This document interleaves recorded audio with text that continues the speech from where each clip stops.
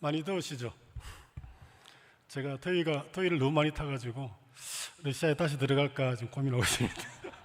그런데 하나님께서 너무도 좋은 교회 보내주셔가지고 제가 이 좋은 교회를 놔놓고 다시 나가기 힘들어서 이곳에서 열심히 사역하도록 하겠습니다. 더위를 이기고 정말 하나님께서 원하시는 이제 가을이 다가오고 있는데 정말 풍성한 열매를 맺는 그런 계절이 되면 좋겠습니다.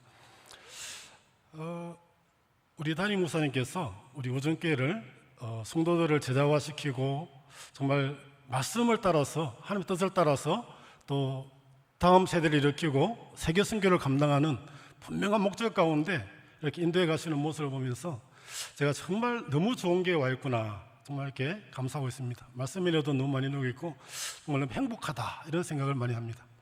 여러분 행복하시죠? 여러분들이 지금 이 행복이 얼마나 큰지, 이 축복이 얼마나 큰지 실감을 잘 못 하시는 것 같은데 건강한 교회, 좋은 교회에 속해 있다는 것이 얼마나 큰 축복인지 모릅니다. 항상 감사하시기 바랍니다. 네, 굉장히 중요합니다. 굉장히 감사하고 행복할 때 우리가 예수님을 따르고 또 전도도 하고 할 수 있는 것 같습니다.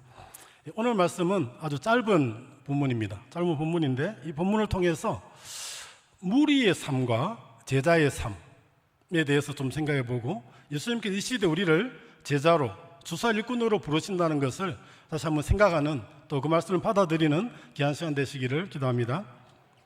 오늘 본문 첫 구절에 보면은 무리를 보시고 불쌍히 여기셨다 이렇게 시작하고 있습니다.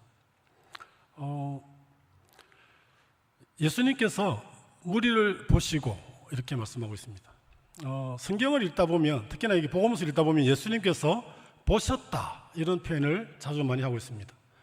예를 들어서 요한복음 5장에 보면은 38년 된 병자가 베데스다 못가에 누워 있는 것을 보시고 병이 오린 줄을 아셨다 이렇게 표현하거든요. 이 보셨다, 보신다 이런 표현의 그 원어가 에이도인데 이것은 그냥 이렇게 대충 한번 훑어보는 게 아니고 굉장히 주의 깊게 관심과 사랑을 가지고 보는 것. 마치 내과 의사가 환자를 진찰하듯이 그렇게 살펴보는 것을 의미합니다. 예수님께서는 이렇게 깊은 사랑과 관심을 가지고 무리들을 먼저 보십니다. 그리고 불쌍히 여기셨다 이렇게 말하고 있습니다. 불쌍히 여기셨다는 단어는 오늘 담임 목사님께서 잘 설명해 주신 무슨 말이죠? 하나님의 긍휼과 사랑, 스플랑크니조마이 우리 우정교회 성도님들 다 아시는 단어죠. 예수님께서 이 무리를 보시고 스플랑크니조마이 하셨다. 마치 이 내장이 끊어지는 것 같은 창자가 고이는 것 같은 그런 깊은 동정심을 가지고 무리들을 보시고 불쌍히 계셨다는 것입니다. 왜 그렇게 하셨습니까? 성경은 말합니다. 이는 저희가 목 잡는 양과 같이 고생하며 유리함이라. 여기는 이제 이래하면 보면 기진함이라 했습니다. 우리가 예수님 앞에 모여 있는 그 무리들을 볼 때 어떤 느낌이 듭니까? 물론 그 중에 병자들도 있고 물론 이제 문제 있는 사람도 있지만 대부분은 예수님의 말씀을 듣고자 나온 아주 충성된 사람들, 아주 영적 소원도 많은 그런 상들을 보입니다.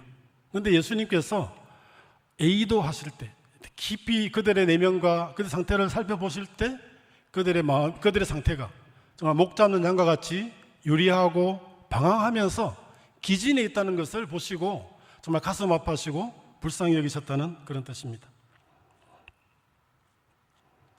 예수님께서 무리를 보시고 이토록까지 마음 아파하시면서 정말 이들을 긍휼히 여기시고 계시는데 그러면서 예수님의 또 다른 관점을 볼 수 있습니다. 예수님께서 뭐라고 말씀하시냐면은 37절과 38절 한번 보시겠습니까? 예수님께서 하신 말씀입니다. 이에 제자들에게 이르시되 추수할 것은 많되 일꾼이 적으니 그러므로 추수하는 주인에게 청하여 추수한 일꾼을 보내어 주소서 하라 이렇게 기도하고 있습니다. 방금 예수님께서 그 무리들의 내적인 고통과 아픔을 보시고 불쌍히 여기셨다 이렇게 말하고 있는데 지금은 약간 다르게 표현하고 있습니다. 예수님의 관점이 참으로 놀랍습니다. 보시면 추수할 곡식으로 보신다는 것입니다. 다시 말하면 영적으로 잘 준비가 되어서 이제 거두어 드려야 되는 추수할 때가 된 그런 상태로 보시고 계신다는 거죠. 요한복음 5장에 보시면 예수님께서 사마리아 여인을 도우시는 사건이 나옵니다. 여러분들께서 사마리아 그 자매님을 보실 때 어떤 느낌이 듭니까? 5 남편이나 갈아치우고 지금도 어떤 남자와 동거하고 있는 그런 여인, 그냥 대충 생각해 볼 때 립스틱 진하게 바르고 짧은 치마 입고 다니면서 이렇게 남자들을 이렇게 유혹하는 그런 여인이 아닐까, 그런 상황을 생각해 볼 때 이 여인은 영적인 관심이라고는 전혀 없을 것 같은 그런 생각이 듭니다. 그런데 예수님께서 그 여인을 도우실 때 그 여인이 정말 메시아를 간절히 기다리고 예배할 곳, 예배의 대상을 찾고 있는 그런 모습을 보셨습니다. 그리고 예수님은 그의 영적인 목마름, 정말 어떻게 보면 그 여인이 이렇게 남편을 찾아서 헤매는 것도 영혼 깊은 곳에 영혼의 목마름 때문에 그것을 해결하기 위해서 그렇게 한 것임을 아시고 예수님은 그녀를 불쌍히 여기시고 영혼의 목마름 문제를 해결해 주셨습니다. 그리고 그녀의 참 경배의 대상이신 당신 자신을 드러내시고 그녀를 구원해 주셨습니다. 그리고 제자들이 왔을 때 제자들에게 놀라운 말씀을 하십니다. 나는 너희에게 이르노니 너희 눈을 들어 밭을 보라. 휘어져 추수하게 되었도다. 예수님이 보실 때 바로 이처럼 영적으로 준비된 영혼들, 이제 구원을 기다리는, 이 추수를 기다리는 잘 익은 곡식으로 보셨다는 것입니다. 이것이 예수님의 놀라운 관점입니다. 예수님께서는 이 여인을 도우시고 제자들에게는 휘어져 추수하게 되었다 이렇게 말씀하시고, 오늘 본문에 보면은 추수할 것은 많되 일꾼이 적으니 추수할 일꾼을 보내주셔서 기도하라 이렇게 방향을 주고 계십니다. 우리가 이 시대를 바라볼 때 참으로 답답할 때가 많이 있습니다. 세상 갈수록 풍요로워지고 부유해지고 AI 시대에 얼마나 편리해지고 있습니까? 그래서 사람들은 영적인 데는 관심이 점점 없어져 가는 것 같습니다. 느낌상. 그리고 또 이 죄의 거대한 그런 흐름이랄까, 이 분위기나 이런 것들이 정말 너무도 크고 답답하게 느껴질 때도 있습니다. 아시다시피 이번 정권의 그런 방침을 볼 때 정말 그 끔찍한 포괄적 차별금지법이 통과될 것 같고, 정말 밀려오는 그런 죄의 쓰나미가 이렇게 느껴질 때 정말 답답하고 이렇게 무기력함이 느껴질 때도 있습니다. 그러나 이것은 아주 피상적으로 대충 봤기 때문에 그렇게 보인다는 것입니다. 예수님의 심정으로, 예수님의 그 눈으로 성령님의 조명하신 가운데 말씀에 기초해서 영혼들을 볼 때 외적인 그런 풍요함 속에서도 영혼 깊은 곳에 탄식과 고통 가운데 울부짖고 있다는 것을 알게 됩니다. 우리가 조금만 마음을 열고 사람들과 인격적으로 대화를 해보면, 물론 겉으로 보면은 다들 멀쩡해 보이고 어떻게 보면 맨날 웃고 다니는 것 같고 건강해 보이고 행복해 보이기도 합니다. 그러나 정말 한 사람과 인격적으로 좀 친해져 가지고 조금 대화를 해보면 모든 사람들이 아무도 알지 못하는 자신만의 그런 문제를 안고 정말 울고 있다는 것을 많이 체험하게 됩니다. 우리가 정말 영혼들을 불쌍히 여기는 마음으로 조금만 만나서 정말 마음을 열고 대화를 해보면 정말 아무도 나를 이해하지 못해, 아무도 내 마음 몰라, 이렇게 고통하면서 울부짖는 그런 영혼들이 너무도 많은 것을 보게 됩니다. 겉으로는 멀쩡해 보이지만은 정말 영적으로, 정신적으로, 육신적으로 병들어서 정말 눈물 흘리고 있다는 사실을 우리가 보게 됩니다. 예수님의 눈으로, 예수님의 마음을 가지고 이렇게 보면 그것이 보이기 시작합니다. 그렇게 될 때 예수님 말씀처럼 정말 휘어져 추수하게 된, 정말 추수를 기다리는 그런 영적인 상태를 우리가 볼 수 있습니다. 그래서 예수님은 우리로 하여금 예수의 눈으로 보며 그들을 불쌍히 여길 뿐만 아니라 이들을 구원할 추수할 일꾼들을 보내어달라고 하나님께 기도하라고 방향을 주시고 계십니다. 또 이 말씀은 바로 저와 여러분 각자를 추수할 일꾼으로 부르시는 음성입니다. 하나님께서 우리를 구원하실 뿐만 아니라 정말 이제 추수하게 될 그런 영혼들을 구원할 바로 추수할 일꾼들, 물론 하나님의 역사는 하나님께서 친히 하시는 역사입니다. 세상 만민 구원 역사, 모든 역사 하나님께서 친히 이루어 가십니다. 그러나 이 역사에 하나님의 마음을 알고 예수님의 그런 눈을 가지고 동참하는 사람들, 하나님의 부르심에 응답해서 주살 일꾼으로 헌신하고자 하는 사람들을 주님께 축복하시고 그 역사에 귀하게 쓰신다는 사실입니다. 네, 우리 교회는 우리 담임 목사님께서 정말 이렇게 전 성도의 제자 성도화, 이런 분명한 방향 가운데 많이 훈련하시고 계시고, 또 이렇게 주일 오후 예배에 나오신 분들은 그 역사에 아주 적극적으로 순종하시는 분으로 믿습니다. 그런데 이 대부분의 교회에 많은 성도들이 이 무리의 마인드를 가지고 예수님을 쫓는 경우가 많이 있습니다. 비록 겉으로 볼 때는 교회도 잘 다니고 어떻게 보면 현금 생활까지도 잘할지 모르지만 신앙생활의 본질적인 목적이 자기 문제 해결, 자기의 그런 건강 문제나 뭐 사업 문제나 자기 문제를 해결하고자 하는 그 목적만 가지고 예수님을 따른다면은 그것이 바로 무리의 삶이라는 것입니다. 교회에 다닌다고 해서 다 예수님의 제자가 되는 것은 아니죠. 그래서 예수님은 모든 성도들을 예수님의 제자로 초청하시는데, 근데 불행하게도 많은 사람들이 이 무리의 마인드를 가지고 교회 생활하고 생활한다는 것입니다. 근데 인간은 본질적으로 아주 이기적이고 이렇게 깊은 곳에 자기중심적이기 때문에 나의 문제 해결, 이것이 최고 앞서기가 쉽습니다. 다시 말해서 무리의 마인드를 갖기가 쉽습니다. 그런데 예수님께서는 무리의 삶이 아니라 정말 제자의 삶, 주살 일꾼의 삶으로 우리를 부르시고 계신다는 사실입니다. 왜냐하면 오늘 본문에서 분명히 말씀하고 있습니다. 무리의 삶은 목자 없는 양과 같이 유리하고 방황하고 지치고 고난 삶이라는 것입니다.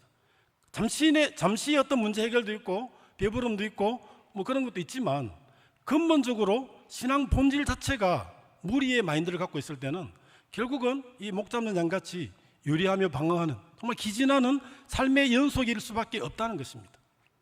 그런데 예수님의 제자의 삶은 어떠합니까? 예수님의 제자의 삶을 말씀하는 여러 구절들이 있는데, 그 중에서 이제 한 말씀만 말씀드리면, 예수님께서 12를 택하셔서 함께 있게 하시고 전도도 하게 하시며 이렇게 말씀하시고요. 또 요한복음에 보면은 진리를 알지니 진리가 너희를 자유케 하리라. 예수님의 제자로서 진리 대신 예수님만에 거하면서 예수님을 배울 때 그 진리가 주는 참된 자유를 누리는 삶을 산다고 말하고 있습니다. 외적으로, 그러니까 아주 피상적으로 보면 무리의 삶이 지혜로워 보이고 아주 영특해 보이고 아주 하나님을 어떻게 보면 이용하는 아주 지혜로운 사람처럼 보입니다. 그러나 결과는 영혼 깊은 곳에 방황과 탄식과 이런 두려움 가운데, 근본적으로 하나님을 떠난 인생은 이 공허와 이 두려움, 이 두 가지 문제를 결코 해결할 수가 없습니다. 결국 그 고통 가운데 탄식할 수밖에 없습니다. 그러나 정말 영적으로 잘 알고 정말 제대로 깨달으면 제자의 삶이 훨씬 더 쉽고 행복하다는 것입니다. 예수님께서는 나의 멍에를 나에게 배우라. 나의 멍에는 가볍고 쉬우니. 안 쉬운 것 같은데 한 번씩 보면 새벽 예배 나오려면 힘드는데 그런데 새벽 예배 나와서 기도할 때 주시는 그 놀라운 은혜가, 오늘 말씀처럼 아침마다 이 은혜가 새로우니, 이 고백을 하면서 정말 담대하게 나아갈 수 있지 않습니까? 이처럼 제자의 삶이 제대로 알면 훨씬 더 쉽습니다. 아멘. 무리의 삶이 더 힘듭니다. 사실 잘 몰라서 그렇지.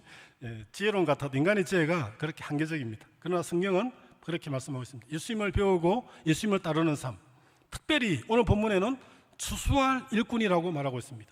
추수할 일꾼, 바로 정말 희어져 추수하게 된 그 밭에 그 곡식을 거두는 그 농부의 기쁨. 혹시 농사 지어 보신 분 계십니까? 가을철에 정말 그동안 이렇게 땀 흘리면서 수고했던 그 수확물을 거두는 그 행복은 말로 표현할 수가 없지 않습니까? 이와 같이 우리가 정말 예수님의 그런 마음을 가지고 울며 씨를 뿌릴 때, 정말 영혼을 향해서 눈물로 기도하고 그들에게 때를 얻든지 못 얻든지 복음을 전파하는 이 씨를 뿌리는 이 추수할 일꾼의 삶을 살 때, 하나님께서는 우리로 하여금 놀라운 영혼 구원의 기쁨, 정말 사람들이 거듭나고 변화되고 자라가는 이 놀라운 축복을 보는, 예수님의 역사에 동참하는 이 놀라운 축복과 은혜를 누리게 하신다는 것입니다. 이것이 바로 제자의 삶이고 추수할 일꾼의 삶이고 참으로 행복하고 복되고 영광스러운 삶이라는 것입니다. 우리가 이 무리들처럼 정말 자기만을 위해서 하나님을 이용하는, 물론 하나님을 이용한다고 잘 생각하지도 않고 잘 말을 하지 않지만 하나님을 이용하고자 하는 이 무리의 마인드가 아니라 정말 예수님을 배우고 예수님을 쫓으면서 영혼들을 구원하는 이 추수할 일꾼의 삶을 사시는 저와 여러분 되시기를 축복합니다. 저희 러시아 예배부는 아직까지 소수로 모이고 있습니다. 그런데 하나님께서 분명하게 주신 방향은 한 사람 한 사람을 제자 성도로 키우고 이들을 정말 하나님 쓰실 만한 사람들로, 하나님 역사에 동참하는 그런 사람들로 키우고자 하는 방향을 주시고 그들 한 사람 한 사람을 놓고 기도하게 하셨습니다. 이렇게 하셨을 때 하나님께서는 한 사람 한 사람 인격적으로 도우시고 아침 일찍부터 밤늦게까지, 월요일부터 토요일까지 그렇게 공장에서 일하고 힘들고 피곤한 가운데서도 이렇게 주일만 되면 또 주일 예배에 참석하고자 말씀을 듣고자 이렇게 나오는 그런 모습들을 보면서 제가 많이 은혜를 받고 있습니다. 그리고 또 직장 내에서 또 친구들이나 친지들을 이번 10월 초에 저희 러시아 예배부에 전체 연합 수련회가 있는데 그 수련회에 초청하고자 정말 애쓰고 기도하고 이렇게 하는 그런 모습들을 볼 때 정말 한 사람 한 사람들이 그래도 하나님께서 참 키워가고 계시구나 이런 것을 보면서 참으로 감사하게 됩니다. 외적으로 보면 이들은 자신들의 먹는 문제, 어떤 경제적인 문제, 자기 고향이 너무도 가난하고 힘들어서 이 땅에 온 이주민들, 공식적으로는 다문화 외국인 가족입니다. 우리 이들을 귀하게 여기고 챙겨주시면 감사하겠습니다. 이들이 그렇기 때문에 직장을 따라 쉽게 이렇게 옮기기도 하고 또 아까 말한 것처럼 밤늦게까지 일을 하고 피곤해서 주일 예배도 잘 못 나오는 경우도 있습니다. 이런 사람들을 또 예수님의 제자로 키우고자 한다는 것이 그렇게 쉽지는 않다는 것은 압니다. 그러나 하나님께서 분명하게 이 방향을 주셨고 또 이 추수할 일꾼들로 세워가실 줄로 믿습니다. 그리하여서 이들을 통하여서 정말 울산에 와 있는 많은 다문화 영혼들, 휘어져 추수하게 된 이 영혼들을 정말 살리고 구원하는 그런 역사에 쓰임받는 자들로 추수할 일꾼들로 세워줄 줄 믿습니다. 더 나아가서 고향에 돌아가 정말 이 무슬림권 영혼들, 우리 선교사님들이 쉽게 전도하기 힘든 그 영혼들을, 자기 동족들을 섬기고 추수하는 추수할 일꾼들, 영적인 지도자들로 세워주실 줄로 믿습니다. 이 역사를 위해서 같이 많이 기도해 주시면 감사하겠습니다. 결론입니다.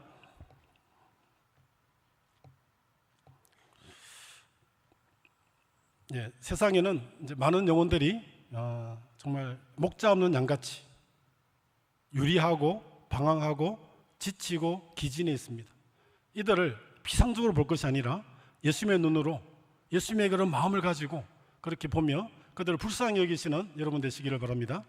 또 그들을 위해서 정말 기도하고 또 이들을 추수할 많은 주의 일꾼들, 또 많은 추수할 일꾼들을 보내달라고 기도하는 여러분 되시기 바랍니다. 그리고 무엇보다 바로 저와 여러분들을 이 영광스러운 추수할 일꾼으로 불러주시는 이 주님의 음성 앞에 순종하시기 바랍니다.